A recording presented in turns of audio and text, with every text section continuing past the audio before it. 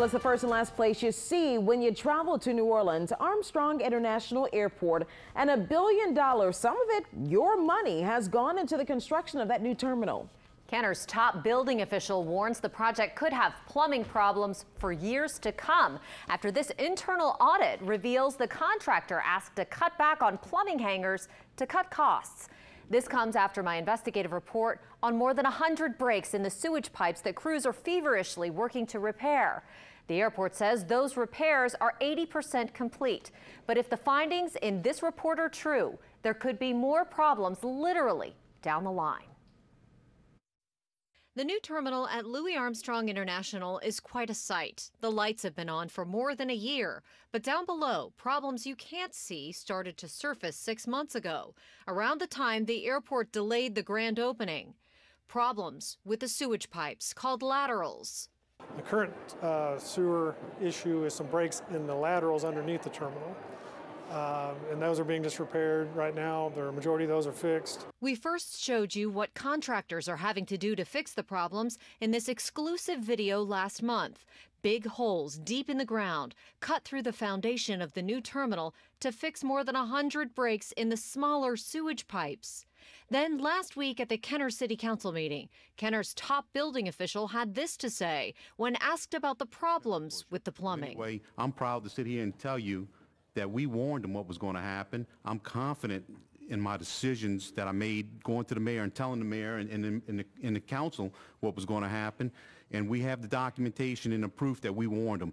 And this is what he was warning them about. These are hangers used to secure plumbing pipes to the building's foundation. They're essential, especially in places where the soil settles, like it does in much of the metro area. Properly installed hangers will keep pipes in place, even if the soil below a building's foundation gives way. If the pipes and hangers aren't installed correctly, or if they're not close enough together to support the weight, the pipes can break, spilling sewage.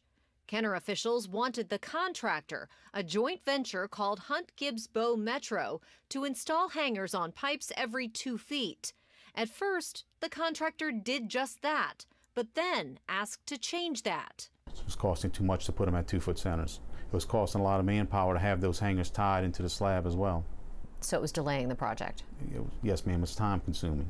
The audit says, quote, Kenner officials insisted subsidence would in fact occur with the soil beneath the terminals, but were told the cost to support the pipelines every 2 feet would be cost prohibitive, and the national minimum standard of 5 feet per hanger would be upheld. These emails back that up. In September of 2016, Kenner's engineer of record on the project, Meyer Engineers, orders the contractor to install hangers every 2 feet. The site project director for HGBM emails back a week later, saying Kenner officials seemed receptive to a compromise of 3-foot increments and asks for a meeting. Ultimately, Meyer and the city of Kenner agrees, allowing the contractor to move forward installing pipe hangers every 3 feet. And when you guys are out there now and they're going in and fixing the plumbing that's breaking, where are those breaks? In between the 3-foot section of pipe that's broken, it's not being supported. There's been 2 years worth of construction since that sewer line was installed, so any number of things can happen at that point, from equipment driving over the top of it, or any of it could be anything. And I don't want to say too much because right now we're looking into it. But Kenner officials and inspectors are skeptical. They blame the lack of pipe hangers. The airport says they're still investigating the cause. Auditors took these pictures of the pipe problems at the new terminal as part of their investigation. In this one, the pipe is broken. Others show just how far the soil has sunk.